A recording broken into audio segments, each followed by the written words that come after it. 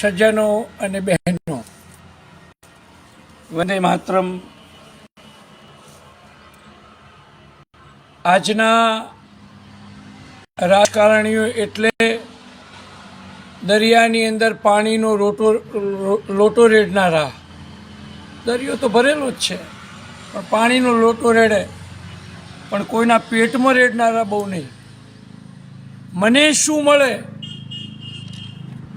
એ વિચારીને જ કામ કરનારા. હું જગતને શું આપી શકું, હું પોતે શાંત રહું, જગત ભલે પ્રજા અશાંત રહે, એવું વિચારીને આજના રાજનેતાઓ ચાલે છે.